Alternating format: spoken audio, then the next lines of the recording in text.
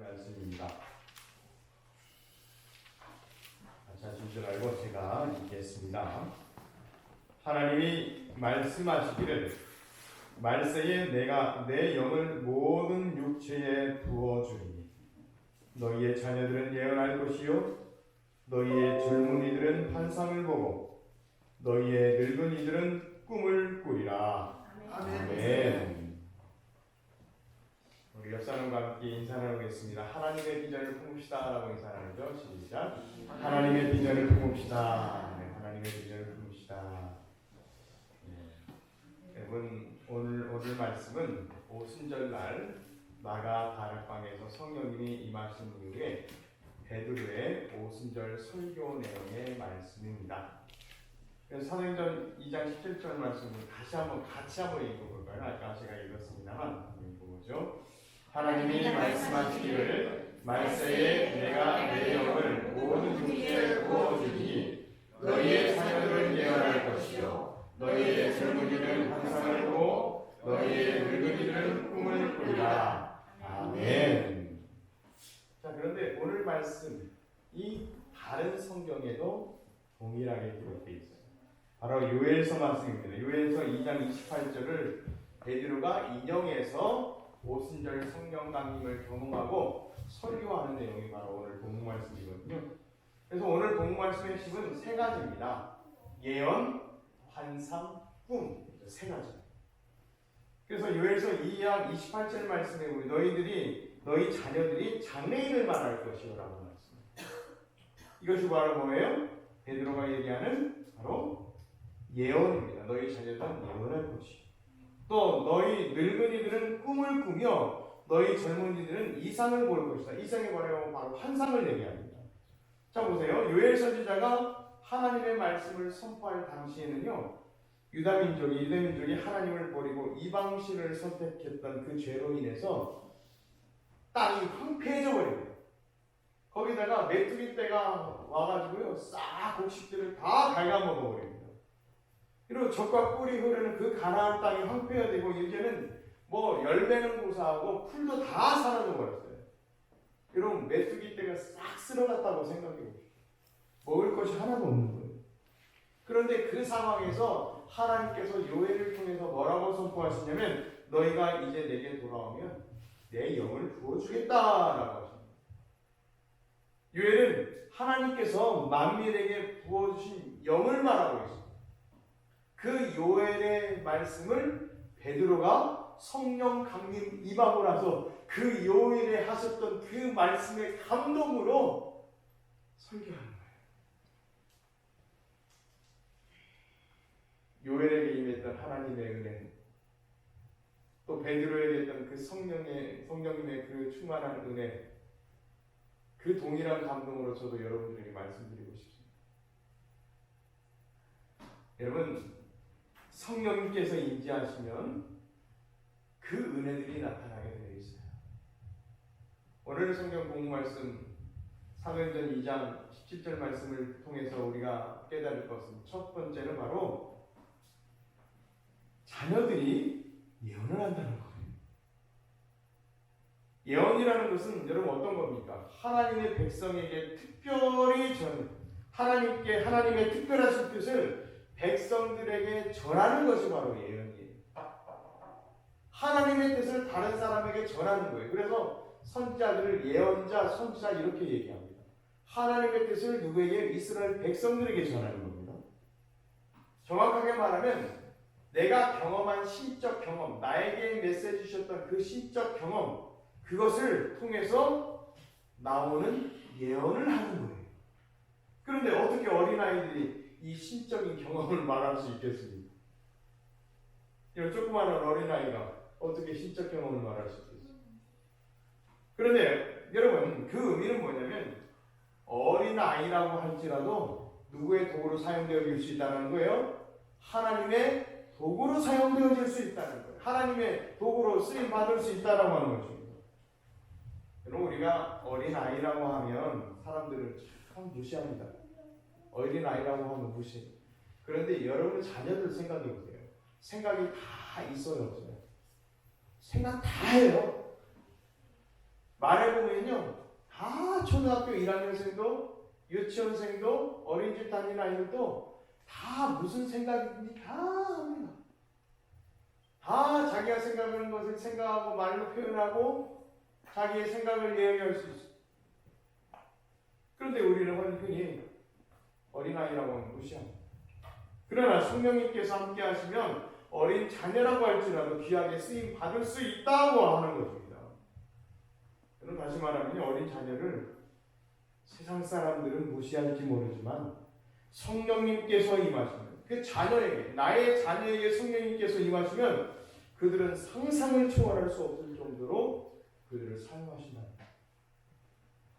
그래서 저는 주일학교 아이들을 지금까지 가르쳐 오면서 깜짝깜짝 놀랄 때가 있어요. 기도하라 그러면 생각하지도 못한 기도를 해요. 여러분 집안을 위해서, 가정을 위해서 기도해 보려면 엄마 아빠 건강을 위해서 기도하고 깜짝깜짝 놀라요.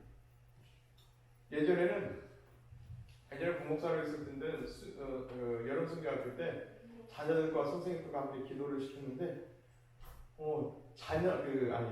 아이들과 선생님들과 함께 기도를 시켰는데 아이들의 기도하는 모습을 보고는요 선생님들이 펑펑 울더라고요. 나중에 평가회를 하는데 제일 좋았던 것이 무엇입니까? 프로그램 중에 뭐가 좋았습니까? 그랬더니 기도하는 시간을 가지고 좋았대요. 자기가 가르치는 아이가 기도하는 모습을 보고 선생님은 은혜를 받는 거예요. 펑펑 눈물을 쏟으며 함께 기도하는 거예요. 여러분 그렇습니다. 하나님께서 성령님의 은혜로 어린 자녀일지라도 어린 아이일지라도 하나님의 은혜를 부어주시면 하나님께서는 그들을 상상을 초월할 정도로 하나님께서 사용하실 수 있다라고 합니다. 자, 그리고 두 번째 보면 오늘 베드로의 설교 두 번째 보면 성령님 하시면 노인들은 꿈을 꾼다는 거예요. 여러분 나이 연세 많으신 분들이 어떻게 비전을 품고 꿈을 꿀 수 있습니까? 여러분 노인분들의 사는 꿈은 어디 있냐면요 과거에 있습니다. 그래서 연세 많이 드신 분들은 사실 과거를 먹고 살아요. 미래에 대해서는 별로 생각을 못합니다. 과거의 얽매여 살아요. 그래서 보통 이렇게 말을 많이 합니다. 저도 할아버지 할머니들과 얘기를, 특별히 할아버지들, 아파트에서 할아버지들, 또 경비 아저씨들하고 얘기를 많이 하거든요. 자, 그런데 그분들 하시는 얘기를 이렇게 결론은 이거예요. 뭐냐면 내가 왕년에 한가닥 했다는 거예요. 그리고 내가 왕년에 이름 날렸다는 거예요. 왕년에 우리 집안이 대단했다는 거예요. 다 거의 다 그렇게 말씀하셔요. 젊었을 때 한가닥 했다는 거예요. 어디 월남전도 갔다 왔고 그때 한가닥 했다는 거예요. 그러면 할아버지들만 그럽니까? 연세 많으신 할머니분들도요 뭐라고 하냐면 이런 말씀하세요. 내가 젊었을 때 총각들이 줄을 섰어. 그래요. 우리 한추자 권사님, 우리 김찬희 집사님도 젊으셨을 때 총각들이 줄을 섰을 것 같아요. 네. 자, 남자들 내가 가슴 설레게 많이 했다는 거예요. 또 내가 젊었을 때는 내가 손에다가 물 한 방울 안 묻혔다는 거예요. 주로 노인분들의 대화는 이런 말들이고 또 그렇게 자신들의 과거를 생각하면서 시간을 보냅니다. 미래에 무슨 소망이 있겠어요, 사실. 과거를 자랑하는 시간을 보내지 않습니까? 이처럼 대부분 세상 사람들은 노인이 되면요 경로당에 앉아서 그냥 서로 얘기하고 할아버지는 장기 들고 할머니들은 뭐예요? 할머니 할아버지 여러분 경로당 안 가보셨어요? 저는 가끔 가는데 보면 꼭 이거 그림을 맞추시더라고요. 다 그림 공부를 하고 계시더라고요. 뭐래요? 네, 고스톱을 다 치시더라고요. 10원짜리 고스톱이라고. 자, 그렇게 그림 카드 만지작거리면서 세월을 보내고 과거의 자신의 추억을 더듬으면서 살아가는 것이 어떻게 보면 아주 지극히 당연하다고 생각합니다. 그런데 성령님이 임하시면, 누가 임하시면? 성령님이 임하시면 그렇지 않다는 겁니다. 성령님이 임하시면요, 연세가 드셨다고 할지라도 지금까지 쌓아놓은 모든 노하우를, 그런 것들을 가지고 더 많은 하나님의 거룩한 일을 더욱더 감당하고 적극적으로 일하게 된다는 말입니다.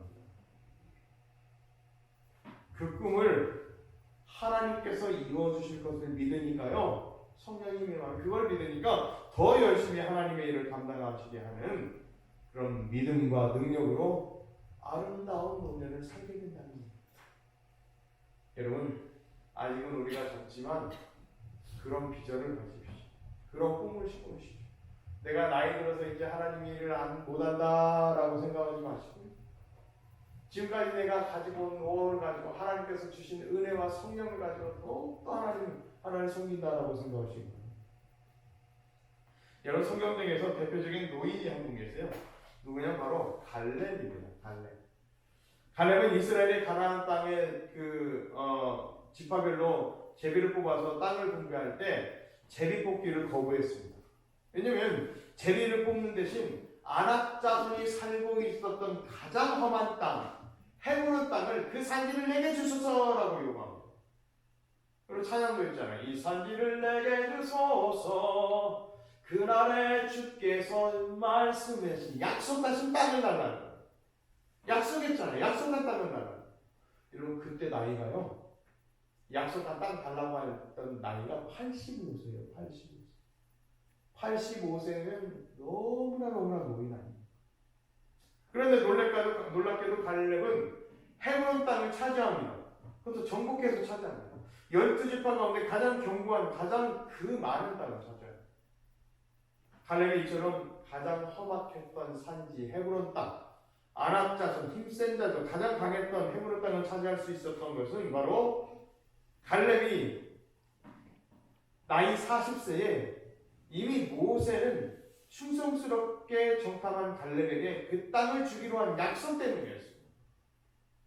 그리고 지난 45년 동안 갈렙은 그날에 여호와께서 말씀하신, 그 약속하신 이 산지를 내게 달라고 하나님 앞에 그 소망을 품고 계속 살았던 겁니다. 소망은 이루어지는 겁니다. 드디어 나이가 85세가 되었습니다. 40년에 약속했던 그 약속받은 그 땅을 이제 85세, 45년이 지나서 달라고 합니다. 그날이 왔습니다. 다른 지파들은요, 다 제비 뽑아가지고 그 땅들을 분배받지만, 갈렙은 45년 동안 꿈꿨던 그 땅, 하나님께서 약속하셨던 그 땅을 내게 주소서라고 요구합니다. 85세 되었는데, 이처럼 꿈이 있는 노인 갈렙은 가장 견고한 땅 그 산지를 차지해서 꿈을 이뤘던 거예요. 그래서 여러분, 나이가 많아도요, 내가 꿈을 꾸면 이루어지는 겁니다. 어떤 분이 나이가 많이 되셨어요. 60세가 넘으시고 거의 70세가 되셨는데, 무슨 꿈을, 어디 학원을 다니시냐면 모델 학원을 다니신대요. 할머니가 모델 학원을 다니신대요. 별로 반응이 없으시네요. 할머니가 모델 학원을 다니신다니까요? 여러분, 모델 학원 다니실 마음이 있으세요? 마음이라도 있으세요? 내가 나이 먹어서 내가 이거 뭐라 그래요? 무슨 워크라고 그래요? 내가 그 패션쇼 워킹을 한번 해봐야 되겠다. 이런 생각 가지신 분 계십니까? 꿈을 품는 거예요. 근데 그분은 모델이 되기 위해서 시니어 모델이 되겠다고, 65세가 넘으셨는데 시니어 모델이 되겠다고 모델 학원을 다니시는 거예요. 제가 보기에는 그분 꿈 이루실 것 같아요. 왜요? 꿈을 꾸니까요. 갈렙처럼 꿈을 꾸니까요. 그런다고 여러분 다 모델학원 등록하시라는 얘기는 아닙니다. 여러분에게 주시는 그 비전을 품으라는 거예요. 꿈을 꾸라는 거예요. 자, 그리고 너희 젊은이들은 이상을 볼 것이다, 환상을 보실 것이다 라고 말합니다. 하나님의 영이 임하시면 아무리 혈기왕성한 젊은이일지라도 성령님께서 인도하시는 삶을 삽니다. 그 삶 속에서 하나님께서는 그에게 꿈을 이루시겠다고 하는 말씀입니다. 여기서 젊은이들의 이상을 영어로, 환상을 영어로 번역하면요, NIV에서 뭐라고 말하면 비전이라고 기록합니다. 비전. 비전이 뭐예요? 꿈이죠. 이 비전이라고 하는 것은 하나님께서 보여주시는 계시를 따라서 그 계시를, 하나님께서 나에게 원하시는 것을 이루기 위해서 성령님께서 우리에게 부어주시는 영이에요. 하나님께서 우리에게 뭘 부어주셔요? 성령을 부어주셔요. 그 성령의 능력에 힘입어서 하나님의 일을 하는 것입니다. 내가 그냥 하는 게 아니라, 여러분 교회 봉사도요, 그냥 내가 하면 안 돼요.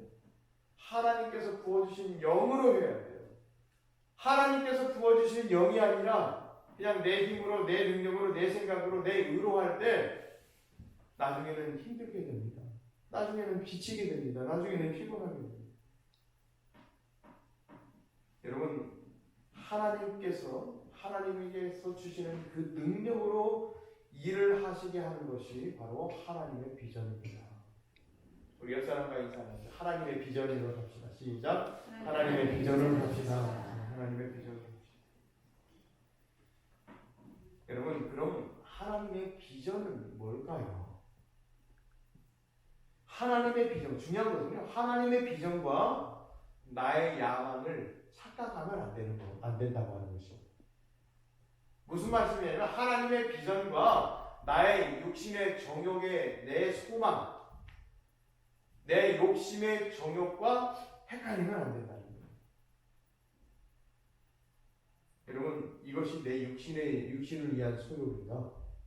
하나님의 영광을 위한 하나님의 비전인가라는 것을 분별해야 된다는 것입니다. 하나님의 비전과 나의 양망을 착각하고 있지 않았습니까? 여러분, 죄는 뭐냐면요, 은밀한 죄는, 정말 은밀한 죄는, 정말 내 겉으로 드러나지 않는 은밀한 죄는 뭐냐면 나의 야망인데 하나님의 비전이라고 착각하는 거예요. 하나님의 영광을 위해 비전을 품는 것이 아니라 나의 야망을 위해서 비전을 품고, 하나님께 하는 기도가 아니라 내 자신에게 최면을 걸면서 기도하는 기도로 나 자신의 의로 살아간다는 거예요. 하나님의 비전이 아니라 나의 육신의 소욕, 하나님의 꿈이 아니라 내 육신의 욕망으로 산다는 거예요. 지금 한국 교회가 그 모양 그 꼴로 되고 있어요. 세수 문제도 마찬가지고. 이건 나의 야망인지 하나님의 비전인지 착각하는 거예요.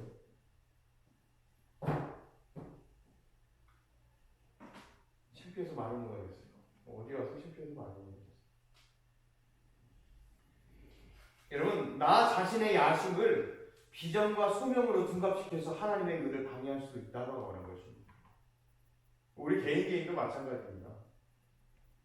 과연 나의 비전은 하나님께로부터 오는 것인가? 라고 나 자신에게 항상 물어봅니다. 예전에 강균성이 정말 명언을 남겼어요. 광주에 와가지고 집회를 갔었는데 명언을 남기더라고요. 하나님께 영광 돌리는 것인가, 하나님의 뜻인가, 나의 육신의 정욕인가를 판별하는 분별력이 있는 방법, 분별하는 방법이 있대요. 그건 뭐냐면, 하나님께 먼저 딱 기도하고, 하나님 이거 주시옵소서라고 기도하고, 하나님의 영광을 위해서요. 이렇게 토시를 다는 겁니다. 이렇게 기도하는 거예요. 하나님, 구찌, 루이비통 가방을 주시옵소서. 하나님의 영광을 위해서요. 이거 맞아요, 틀려요? 틀리죠. 루이비통 구찌 가방을 하나님 나에게 주시라고 기도하는데 그 끝에다가 하나님의 영광을 위해서요. 이건 뭐라는 거예요? 나의 육신의 소욕, 육신의 욕심이라고 하는 것입니다. 분별하겠죠? 간단하죠? 내 육신의 소욕인지 하나님의 비전인지 분별하는 것은 사실 간단합니다. 그런데 착각하는 것은 내 육신의 정욕이 하나님의 비전으로 착각합니다.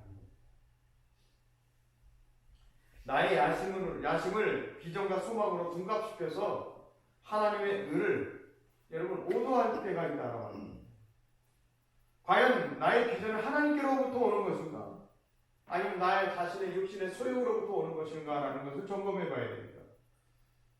여러분, 하나님의 비전은 세상 사람들이 추구하는 성공의 결과하고 다릅니다. 하나님의 비전은 뭐냐면, 나를 잘 들어보세요. 하나님의 비전은 뭐냐면요, 나를 예수님 함께 하는 것이 바로 하나님의 비전입니다. 나는 정말 예수님의 모습을 담고 있는가? 나는 정말 예수님을 닮아가고 있을까? 사실 저도 많이 부끄러운 사람 중에 하나입니다. 그런데 우리가 항상 점검해야 돼요. 그리고 항상 나를 쳐서 복종시킨다는 사도 바울의 얘기처럼 나를 항상 쳐서 복종시켜야 돼요. 때로는 어려움 당할 수도 있어요. 때로는 내가 예수님 닮기 위해서 내가 포기해야 될 것도 있어요. 내가 손해봐야 될 것도 있어요. 고난을 당할 수도 있어요. 데살로니가전서 1장 6절에 보면 또 너희는 많은 환난 가운데 성령의 기쁨으로 말씀을 받아 우리와 주를 본받는 자가 되라 라고 말씀합니다. 그러니까 모든 환난 가운데서도 기쁨으로 주를 본받는 자가 되라는 거예요. 여러분, 예수 그리스도를 닮아가는 과정에 고난과 환난은 어떻게 보면 선택이 아니라 필수인 것 같아요. 내가 손해봐야 되죠. 그리고 예수 믿지 않은 사람과 내가 있을 때 예수 믿는 사람이 손해봐야 하잖아요. 그것이 바로 하나님의 비전 아닙니까? 예수님을 닮아가는 삶 아닙니까? 내가 손해도 봐야 되고요. 세상 사람들처럼 욕심이 아니라 정직으로 살아야 되고요. 그래서 하나님의 비전은 예수님처럼 사는 거예요. 하나님의 비전은 나를 예수님 닮게 하는 것이 바로 하나님의 비전입니다.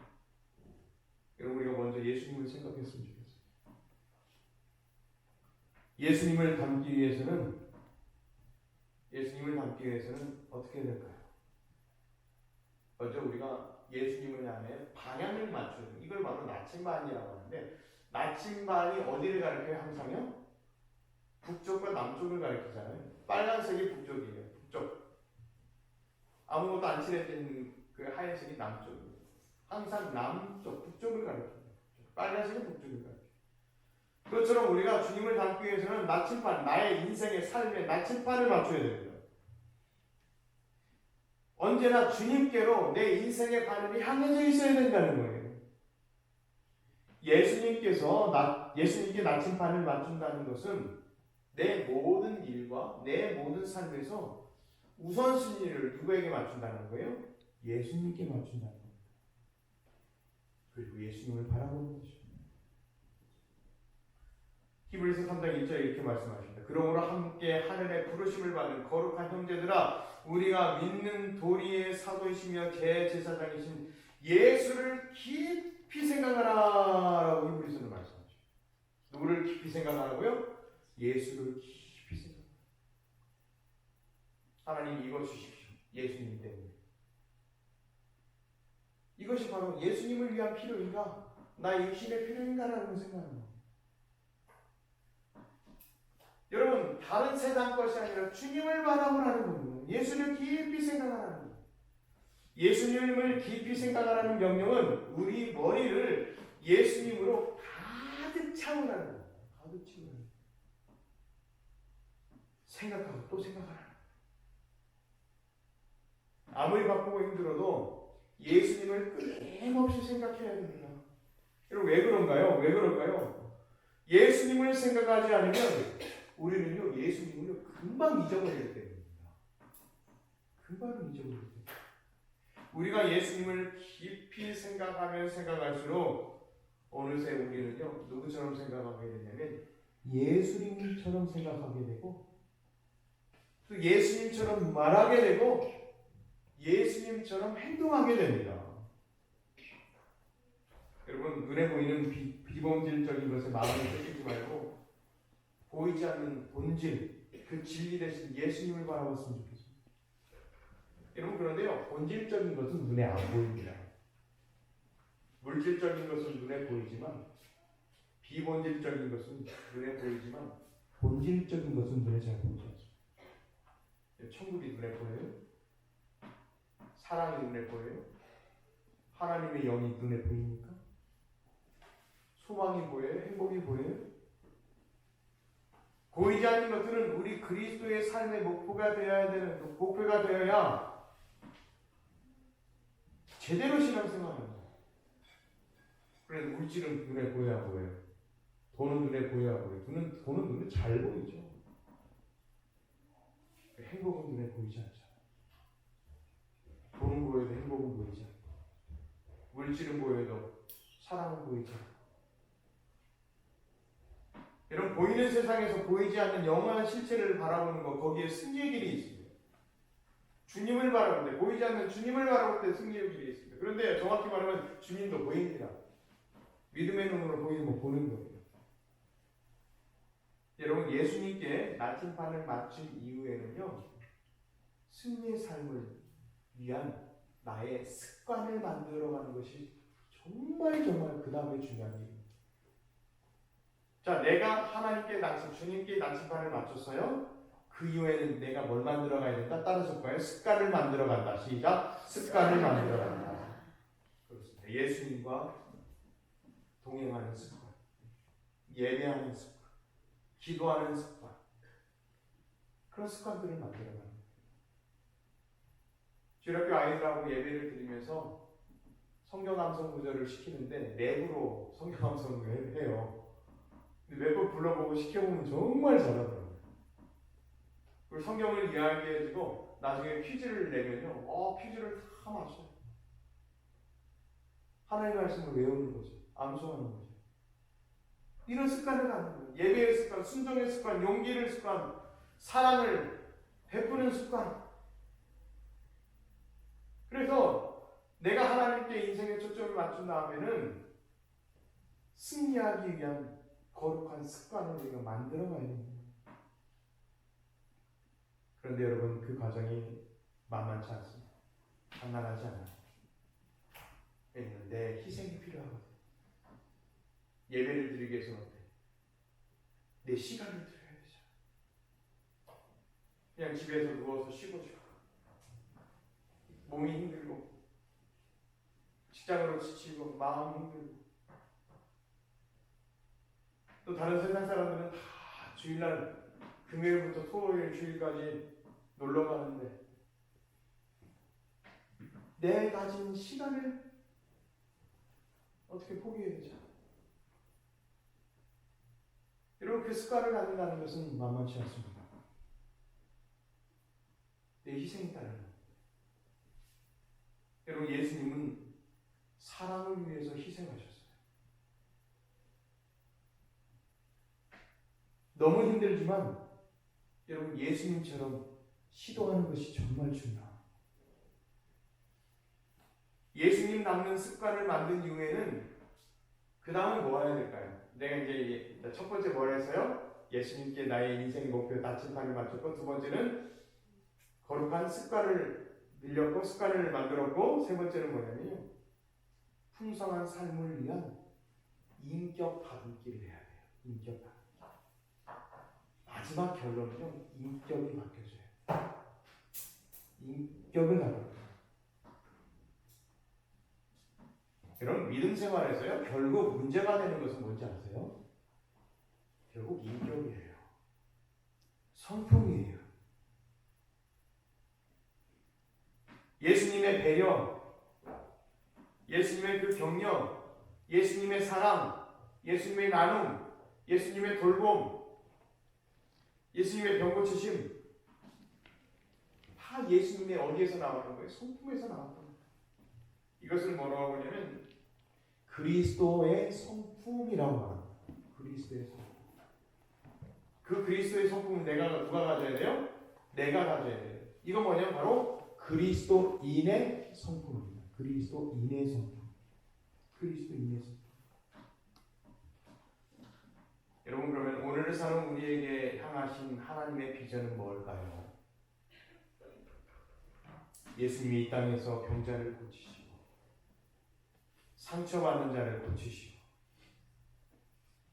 어려운 사람들을 도우셨고, 배고픈 자를 먹이셨고, 사람을 살리는 사역을 하셨던 것처럼 우리도 그 비전을 품기를 하나님께서는 원하시고 계시다고 합니다. 예수님의 성품을 가지셨던 것처럼 우리도 그리스도의 성품을 가지고 예수님의 성품을 가지고 예수님이 행하셨던 그 일들을 우리가 오늘을 살면서 행하는 것입니다. 이것이 바로 예수님을 닮아가는 것, 하나님의 비전입니다. 하나님의 비전은 우리가 그리스도를 닮아가는 겁니다. 그리스도를 품는 겁니다. 그리스도의 마음을 품는 겁니다. 하나님의 비전은 내가 막 성공하고 돈을 많이 벌고 이것이 하나님의 비전이 아니라 하나님의 궁극적인 비전은 나를 그리스도인 되게 하는 것입니다. 그럼 예수님은 무슨 일을 하셨어요? 그리스도의 성품을 가지고 어떤 일을 하셨어요? 사람을 살리는 일을 하셨어요. 온 인류를 구원하기 위해 십자가에 못 박혀 돌아가셨고 그의 공생의 기간에는 없는 자를 도우셨고 배고픈 자를 먹이시고 병든 자를 치유하시고 사람을 살리는 일을 하셨습니다. 우리 수원배들교회 모든 교인들이 그런 사역했으면 좋겠습니다. 사람을 살려내고 우울증 있는 사람을 살려내고 힘들어하는 사람에게 격려를 주고 구제하고 우리 선배들교회가 그 사역 감당했으면 좋겠습니다. 무슨 사역이요? 사람을 살리는 일. 여러분 벌써 캄보디아 다녀온 지 한 달 됐어요. 한 달 조금 넘었을까요? 근데 캄보디아 선교를 다녀왔는데 광고도 하지 않았는데 캄보디아 장학금을 계속 하시는 분들이 계시더라고요. 또 주위에서 하는 말씀이 매년 지속적으로 선교하자고 하는 의견도 있으시고요. 저는 그런 생각이 들어요. 제가 못 가더라도 선교사님 통해서 전달할 수 있잖아요. 그렇잖아요. 경비를 많이 우리가 선교 단기 선교 경비를 많이 들지 않아도 전달할 수 있는 방법이 있고. 제가 지금까지 목회하면서 한 번도 선교하라고 해본 적이 사실 없습니다. 여러분 10일 줘야 됩니다. 감사함도 해야 됩니다. 저는 헌금 강조하는 목사가 사실 아니거든요. 실질적으로 싫어합니다. 왜냐하면 어려운 형편 속에서도 최선을 다해서 여러분 하나님께 헌금하시잖아요. 그런 분들에게 무슨 말을 하겠어요? 지금까지 한 번도 헌금하라고 얘기하거나 강조해 본 적이 제 목회자에게 한 번도 없습니다. 이렇게 말할 적이 있어요. 여러분 헌금 많이 하는 것이 중요한 것이 아니라 예수님 말씀대로 똑바로 사는 것이 중요합니다. 이런 말씀 드린 적이 있죠. 그렇습니다. 여러분 헌금 많이 하는 것보다 어떻게 보면 헌금하는 것보다 예수님 말씀대로 먼저 똑바로 사는 것이 중요해요. 아무튼 목회처럼이 그겁니다. 헌금 강조하지 않는 사실 목사입니다.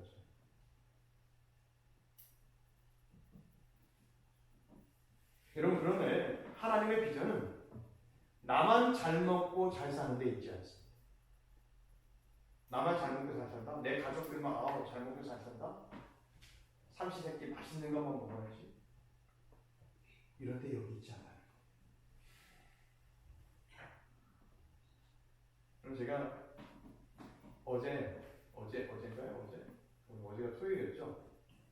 금요일 날이었네. 금요일 날 제가 스타벅스 그 약속이 있어서 스타벅스에서 만나자고 하길래 스타벅스에서 커피를 마셨어요. 다른 목사님하고. 스타벅스에서 그 목사님이 커피를 이제 사주시는데 커피를 마시는데 제가 스타벅스에 안 가거든요. 왜냐면 거기 비싸요. 수완주 저기 어디니까 저기 파리바게뜨 거기만 가면 커피가 2,000원밖에 안 하거든요. 이 주위도 커피가 2,000~3,000원밖에 안 하고 거기는 커피가 5,000원이 넘어요. 이렇게 생각이 들더라고요. 이 커피 한 잔 아니면 캄보디아 선교할 수 있는데 이렇게 생각이 들더라고요. 그래서 제가 한 번도 캄보디아 선교에 대해서 우리 앞으로 어떻게 합시다라고 광고한 적이 없지만 오늘 광고 겸해서 선교 말씀 중에 말씀을 드리려고 해요. 왜냐하면 하나님의 비전이 바로 사람을 세우고 사람을 살리는 것이기 때문입니다. 그리스도의 성품으로 예수님께서 하셨던 그 사역을 똑같이 우리가 하는 것입니다. 한 달에 커피 한 잔, 스타벅스 커피, 또 싼 데는 커피 2잔 정도 한 달에요. 한 달에 먹지 않으면 우리가 한 달에 한두 잔 캄보디아 장학헌금, 캄보디아 장학 기금을 우리가 할 수 있어요. 우리 레나레 집사님 계시지만 그 감동이 있어요. 그 감격이 있어요. 저와 같이 선교 가셨던 또 레나레 집사님도 감동이 분명히 있으셨어요. 얼마나 울었는지 몰라요. 그 학교 가가지고요. 저도 울고 같이 가셨던 분들이 뭐 얼마나 울었는지 몰라요. 장학금 전달하는 펑펑 울었어요. 레나레 집사님도 펑펑 울고 우리 인수복 씨도 펑펑 우시고. 왜 눈물이 날까요? 그래서 바로 그겁니다. 뭐냐면 그리스도의 삶을 가지고 그리스도의 삶을 살 때 은혜가 있고 감격이 있는 것입니다. 그래서 여러분 이렇게 했으면 좋겠어요. 한 달에 우리 커피 한 잔, 두 잔 줄이고 캄보디아 장학기금, 장학헌금을 마련했으면 좋겠습니다. 이렇게 한 이유는 많이 하지 말라는 거예요, 여러분. 제가 이렇게 뭐 한 달에 5,000원만 합시다라는 것은 여러분 뭐 1인당 많이 하지 말라는 거예요. 부담을 주기 사실 싫습니다. 어떤 헌금도 저는 부담드리기 싫어요. 건축 헌금도 마찬가지고 캄보디아 선교 헌금도 마찬가지고 어떤 헌금도 저는 부담드리기 싫은 목사입니다. 그래서 여러분 많이 하지 마시고 한 달에 딱 1부자만 하세요. 1부자만. 그 대신 여러분 주위에 사람을 넓혀보세요. 사람을 유명하세요. 주위에 있는 친구들에게 이런 좋은 뜻을 얘기해 주세요. 그래서 두부자 하지 말아요. 두부자 필요 없다고. 무조건 한 부자. 무조건 한 부자. 여러분 1,400원을 세울 때도 다 많은 사람들의 그런 후원을 받기 위해서 누가 엄청난 금액을 기부하겠다고 하는 사람도 안 받았어요. 세우신 목사님. 우리도 딱 한 부자 했어요. 2부자도 안 됩니다. 딱 한 부자. 그 대신 여러분 주위의 사람들, 하나님의 일을, 사역을 넓혀가시는 그 일을 여러분 해주셨으면 좋겠습니다. 여러분 부담스럽지 않죠? 제가 이 말씀이 좀 쑥스러워요. 이거 어떻게 할까 많이 고민했어요. 한 달 동안 사실 고민했어요. 앞으로 캄보디아 사역을. 왜냐면 부담스럽잖아요. 거룩한 부담이긴 합니다. 그래서 나의 커피 한 잔 마실 돈으로 캄보디아 그 띠모이 학교 학생이 너무 길어가지고 띠모이 학교라고 하는데 그 캄보디아 학교 학생이 중학교에 진학할 수 있다면 내 커피 한 잔으로 중학교에 진학할 수 있다면 얼마나 귀한 일입니까? 정교수 선교사 저 친구 말 들어보니까요.